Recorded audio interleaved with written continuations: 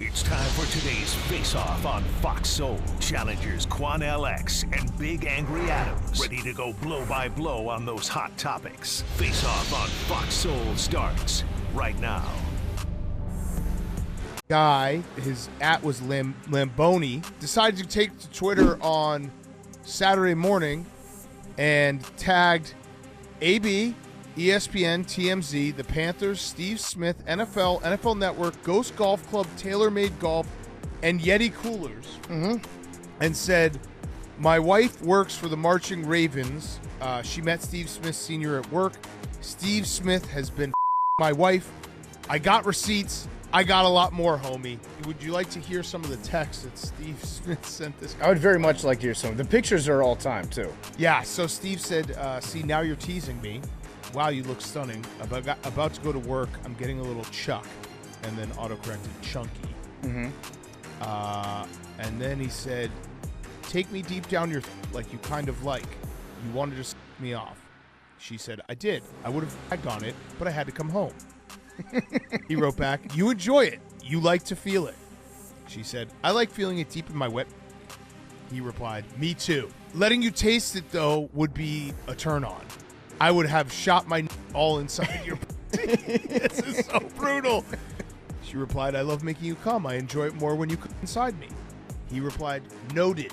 In this round, here's Quan LX. Woo-wee. Well,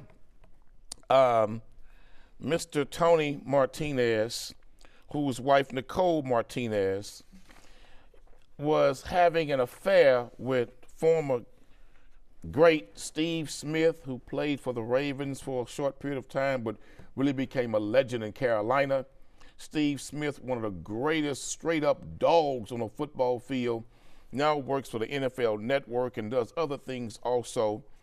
But Mr. Martinez discovered that Steve Smith was having a sexual affair with his wife and decided to take to Twitter and attack Steve Smith, attack the network he worked for and other networks, and also other vendors associated with the program. Here's my problem. Mr. Martinez, why in the hell are you angry with Steve Smith? You found out that the woman you took sacred vows with, the woman that stood before God and family and said, "For sickness or in health, for rich or for poor, to death do us part, forsaking all others," you found out the one that you had that sacred covenant with was letting Steve Smith go balls deep in all the open holes. But yet you angry with Mr. Smith. Your wife is telling him in a text message, "I like when you calm on me and in me." Your wife is telling Steve Smith she want to choke on it. How in the hell you angry with Steve Smith?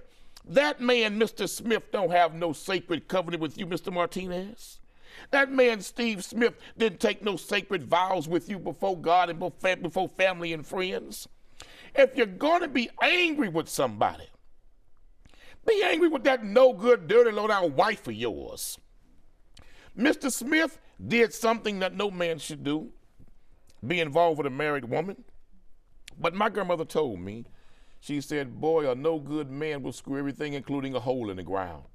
Why is he angry at Mr. Smith? He's going to publicly shame him. You should be ashamed of your wife and go to a divorce lawyer as soon as you can and get the hell out of there. But I believe, as weak as this man is, he'll be holding hands with Miss Martinez sometime next week, talking about that they're getting counseling and we're still in love, and she'll still be working perhaps with the marching band after she was marching formations up and down that black stallion, Mr. Smith. Left face, right face, about face, at ease, parade rest.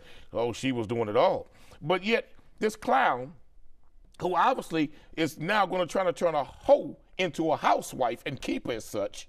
Now that you learn the truth about her, man, get the hell out of there. But you publicly fighting this man, want to punish this man. That man ain't got no vows or covenant with you. Okay, so let me correct something. There's no evidence from any of it we heard that this Nicole Martinez woman was letting Steve Smith go in. What did you say? All the holes. Did you read that text message? Right. I mean, there was. Did you read them text messages? She said, "I like to make you come on me and in me." And she said, "I like to go deep throat." Very clearly, they were having a sexual relationship. Oh, that was real clear. But you are assuming, like, once again, this is just, typical Quanell. Steve Smith, and I'm a fan, right? He played at LSU. I'm an LSU guy. I think he is probably, for his stats, for his height, he's very short. One of the best. I think he is clearly a top 20 receiver all time. And at his height, under 6 foot, he was a dog. He is probably the best of all time. And I think he put an effort into every game that he played that was amazing. But just because you are a phenomenal player on the field doesn't mean you're a good human off the field. And I think you would have a whole lot less energy to defend him if this was a black married couple and a white man or a Latino man. Oh, you're wrong. You're wrong. Okay. No, well, sir. I mean, I don't like no punk for a man. Okay. I don't like no man that worships a woman when a man should worship God. How do you know? And he's worshiping her. How do you know? Because he's publicly attacking a man who ain't got no sacred agreement with him. Okay, but you have no idea. Again, you're just assuming facts, not an evidence. You have no idea about how he has responded to his wife. You have no idea about how if he's Steve separated. Smith apologized to him. Right, I get it. Apologize. Yeah, why is it? When the man called him and called him out. But wait a minute. Let me ask you a question. No, he didn't really apologize. He just said, sorry. Let me ask you a question. Sorry. How in the hell you going to forgive your wife, but you won't forgive Steve Smith? How do you know he forgave her? They still together. How do you know that? Oh, you see this morning? No, No. They still together. No, they're not. No, yes it is. Look it up. They're not. I looked it up. This man claiming he's going to try to save his marriage. Oh, come on, man. He's claiming he's going to try to save his marriage. At the end of Charles, look, that's sad. who is his vows with? I get it. Who's his agreement with? But if someone, look, you don't go trying to smash other people's spouses. It's despicable behavior. I agree. But maybe she went to him. Hold on. Maybe she went to him. But it's despicable for the spouse. And it's despicable for the person smashing someone else's spouse. And while I think every effort, I think Tony Martinez, this guy, should most certainly be very upset and walk away from that marriage. But you're acting like it's not. It's inappropriate for him to be upset with Steve. Who is it? I hope this cost Steve a job. No, I disagree with that. Steve was being well, you're right. He's a black man. No, so you take his it's side. not about color, Charles. It's always Charles, about color my problem with you. here is, Charles. You can lie to the audience, but I know. That man's sacred covenant is with his wife. I get it. Charles, let me say this to you, Charles. Steve Smith, we know he's a dirtbag now. Look, he's a scummy dirtbag smashing somebody's wife. The person that your spouse is cheating with, you can never hate them more than you hate what your wife or husband have done to you. I'm not saying and that Charles, this ain't, him and Smith wasn't friends. They wasn't family members. They wasn't buddies. They wasn't acquaintances to where they spent time together. And he betrayed the trust of that man's trust. None of that No, it matters, Charles. Because listen to me, man.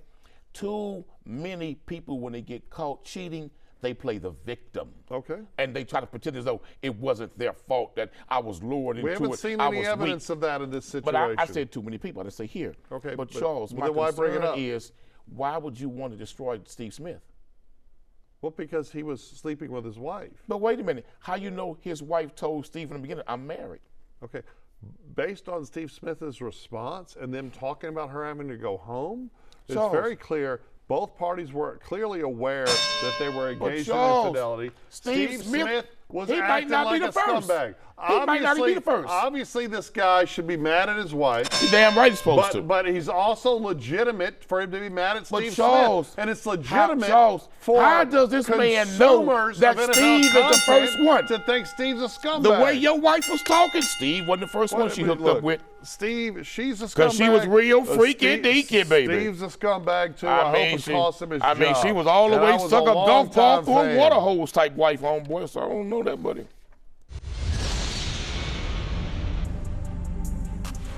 But I ain't afraid of the spooks that sat at the door. These runaway slaves hiding in the White House gonna throw my picture up thinking that I'm gonna be afraid. If you got real courage, don't show my picture. Show the picture of the one that fired the black Joint Chief of Staffs from the military. If you gonna show a picture of the CEO of Target, Walmart, McDonald's, and Amazon that does not recognize black dollars or black business. If you gonna put up a picture of the state legislators in Florida that are banning black books. If you gonna put up the picture of the one who is stealing classified information from the IRS and Social Security. If you gonna put up a picture of those that don't want your mama to pay $35 for insulin and your child to pay $35 for inhaler. If you gonna put up a picture of those that are jailing children and separating families. I ain't ever scared. In case you forgot, I'm from the west side of Baltimore. In this round, here's Charles Big Angry Adams. Well, Quanell, that was Pastor Jamal Bryant doing his best to lose his 501c3 status. Obviously, churches are limited in what political content they can give from the pulpit, right? That you are to maintain your nonprofit status. You are not supposed to engage in proselytizing politics as opposed to proselytizing religion. Jamal Bryant has very harsh words, obviously a lot of it directed at the Trump administration, but he was speaking to, using racial pejoratives, he was speaking to and speaking about the invitees to the Black History Month banquet that was held by Donald Trump at the White House. And what we've seen is this continued litany of, if you don't subscribe to far left progressive politics as a person of color, then you are vilified as, you know, all of these sellout terms, right? And I'm not going to regurgitate them because they're racialized pejoratives, but it's horrible. It's horrible that there has to be some sort of, there's a sense that there's an obligation for Black America not to explore other ideological paths or footholds, and thus to be expected to sit quietly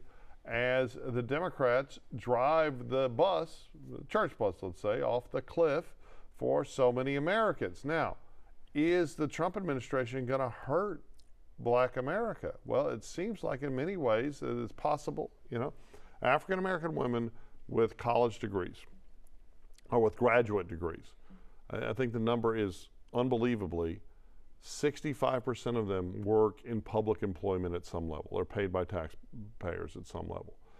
This DOGE Act and this restriction is going to greatly impact not just Black women, but all of the people that make a significant living from government dollars and NGOs and government adjacent money. People are going to lose their jobs. And, you know, there are other things that the Trump administration is doing that will limit access by Black Americans and also cancel advantage, some of it fair, some of it unfair, that have been given to African Americans over the last, you know, since the beginning of the Obama administration.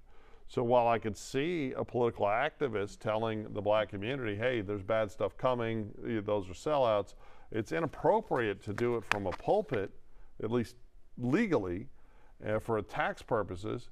And I think it's awful to tell everybody, oh, well, you don't share my ideology, so you must be a sellout, in a much uglier way. Not very Christian. Sorry. Pastor Jamal Bryant is an intelligent brother, and I believe Pastor Bryant took over a church of one of Black America's most prominent pastors at the time of his passing. But it's really sad that our brother, who I believe loves God and loves Christ, is really teaching Black people the wrong message. Because to say that the Blacks who are part of the Republican Party or Blacks who meet with Donald Trump or go to a White House event, they're like runaway slaves. But I would say, Pastor, all Black people who sell out the best interests of Black people for either party are runaway slaves. Some of the biggest sellouts, and let me finish, some of the biggest sellouts against Black progress and Black economic development have been Black Democrats whose liberal white brothers told them to not get involved with teaching Black people to pool their resources and do for themselves. The most honorable Elijah Muhammad taught us since the 1940s that the black men and women must unite, pull our resources, and do for ourselves, that our unity was more powerful than an atomic bomb. Pastor, what the hell do you look like telling black people to be mad with the CEO of Walmart, the CEO of Target, and other financial white businesses because they don't respect black dollars? In 2025, we as black folks shouldn't beg no white institutions to respect black dollars. We should unite the black dollar, come together in economic unity in the black community, and keep our dollars in our own community. When black pastors like Pastor Bryant were teaching economic prosperity, they were not teaching black economic unity and pull our money together like Dr. Carter G. Woodson told us, like Dr. Claude Anderson told us when he wrote the book, Black Labor, White Wealth. It is time, Pastor, that you tell black folk the truth and then sit there and use the term pull up on me. Pastor, that's the term that's getting a lot of our black brothers and sisters killed in the streets, the pull up language. But if you're going to pull up on somebody, how about we as black people pull up on each other and say to hell with both of those parties who've never done anything real for us? Let us pull our money together. Let us unite and show America the power of the black dollar. According to Black Wall Street magazine, black people buying purchasing power in America would make us the 10th richest nation on earth. What the hell do we look like having that kind of money, begging somebody to respect our dollar? Pastor Bryant, the economic prosperity gospel did more damage to black people and freedom than what it could ever do for economic independence for some individual pastors. Man, we gotta have men like Jamal Bryant tell black folk the liberating truth. Not a single prophet, not Moses, not Noah, not Jacob, not the prophet Isaiah, and neither did the Messiah Jesus Christ ever try to become a part of their governments. They mobilized the people to follow God in his name, and God would bless them. And so you got a pastor interjecting himself in the middle of who went to this white man's invitation for this party, or who went to this white man's invitation, when many black strong figures in this country were demonized and polarized with negative imagery by white Democrats who did not want to see African Americans be independent. So I'll be damned. We sit around here in 2025 fighting over which white man's party is better and who's a runaway slave in which white man's party. Well, I mean, it sounds like you don't think black people should be allowed to join either party. It must be cumbersome. It must be tiring. I didn't say that. To look through, well, you called them sellouts if they were. I didn't say that. That's exactly he what did. you said. He did. You said you're sellouts if you're a Democrat or a Republican. I didn't say that. You look at everything through the lens of I race. said many have been sellouts. And you talk about the black purchasing power. Let's talk about that. You know, there's some scary numbers about how many African Americans in the United States are employed by the government. Overwhelming, right? And then you look at the deficit. So every year you break down, if you break by demographic, by race lines, who has paid what in taxes, right? Where the Asian and the white communities pay more. If you want to divide America up like you love to do, I don't think we should personally. They pay more than they receive, right? Where Latinos pay a little bit less than they receive, and the African American taxpayers, if you look at them holistically as a whole, pay far, far, far less every year. Billions. Where do you get those numbers from? From the government, my From friend. what government? They're the United States The government. same government that hate black people? I get it. The same government that marginalized black people? The government is subsidizing so many, whether it's a no-show government job, or whether it's a legit government job, or whether it's some sort of entitlement program, a much larger portion of that demographic. And you're just talking about But that's a purchasing blessing power. and a gift But for white hold on, folks. Hold on. No. The But government hold on, let me subsidizing finish. I've got a large numbers point. of black I've people got a point. is a gift for white people. I've got a point. When you talk about African American purchasing power, you've got to quantify that, but you don't want to, right? So the truth is that we should all stop looking at other people as white, black, brown, Asian, and instead look at them as people and try to talk to Black America and white America and Latin America, or, Latinos in America and Asian Americans, talk to all of them as a big group of citizens, right? And say, how do we make everyone's lives better? And when you say, oh, you're not allowed, which is what the pastor's doing, y'all aren't allowed to be Republicans. And what you did, and apparently I've already forgotten, is y'all shouldn't be Republicans or y'all shouldn't be Democrats because they're all the whitey's party, right? They are the white man's party. Okay. Are they not? No, the thing is, So it's why a political party in a democracy. But Charles, if the government of America is subsidizing financially so many blacks in this country, I said earlier in this segment, that's a gift and a blessing for white people because it's a trick. The subsidizing of us was like welfare. When they brought welfare into existence, the most Honorable Elijah Muhammad said this. He said, black folk don't take welfare. He said, turn the word around. It means farewell to being an independent thinking people who produce goods and services for themselves. You can play little games, but it doesn't Charles, change the reality. Here's the reality. Word games Here's don't the change reality, reality. Charles. Black folks should not receive no government subsidizing. Not at all. You know why? So you think children should starve? No, this is what I think.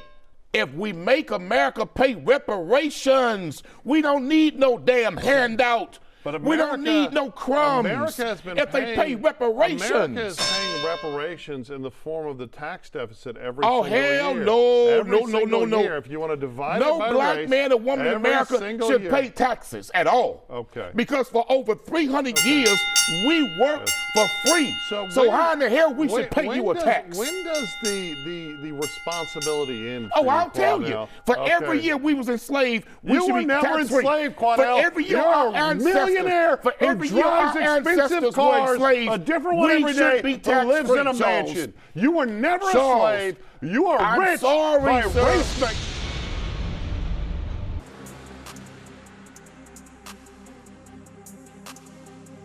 That's it for the Face Off on Fox Soul. We'll catch you next time.